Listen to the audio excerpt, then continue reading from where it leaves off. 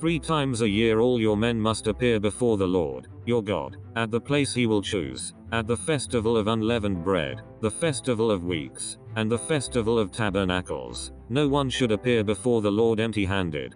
God tells his people that to be a part of God's congregation, his people need to be part of these 3 ceremonies, which are symbolic of the raptures in the end times. The Feast of Unleavened Bread is a 7-day biblical festival immediately following Passover, celebrating the Exodus by eating matzah, which is unleavened bread. It coincides with the spring barley harvest, and the offering of the first fruits of the barley crop. Shavuot, known as the Festival of Weeks, is exactly 7 weeks after the second Passover. Wheat matures after the barley, and also is offered as first fruit to God, in this case 2 loaves of wheat, before the main crop of barley or wheat could be taken. The first fruit of each crop was offered to God. 1 bread with no yeast was offered with the first fruit of the barley harvest, and 2 loaves of bread with yeast for the first fruit of the wheat harvest. Sukkot, or the Feast of Tabernacles, is a 7-day Jewish holiday, dwelling in temporary shelters, symbolizing the exodus from Egypt to their own country, which is Israel.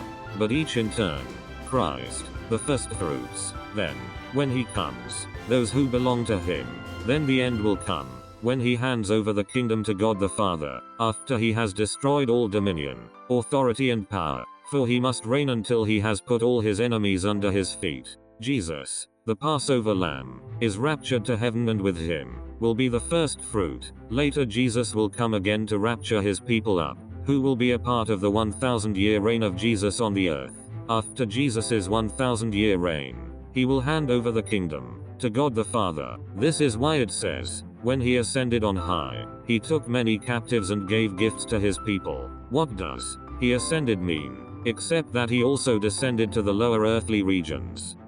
Jesus' body died and his consciousness went to Hades, where he took out his people, as he had paid the price for their sins. God's people that were held captive in Hades were the first fruit of the barley harvest. This was the first rapture.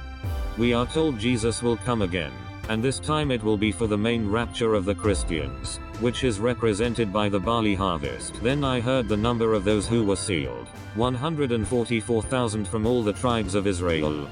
No one could learn the song except the 144,000, who had been redeemed from the earth. They follow the Lamb wherever he goes. They were purchased from among mankind, and offered as first fruits to God and the Lamb.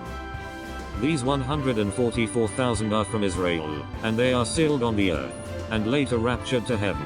These are the first fruits symbolized by the wheat harvest, which came after the barley Christian harvest. Later the main rapture of Israel will occur. The Feast of Tabernacles, which lasts 7 days, is symbolizing this temporary rapture time in heaven, which will last a maximum of 7 years, represented by these 7 days. Ezekiel 4 verse 6 tells us that a day of punishment is equal to a year, and those raptured to heaven will be spared this. Any faithful Christians in that time will also be taken at the main rapture of faithful Israel. Revelation 2:10 tells us that these Christians will suffer for 10 days, which are 10 years. These 10 years are the 7 years of the tribulation of Israel and 3 years before, which indicates there will be troubles for the Christians in those preceding 3 years as well.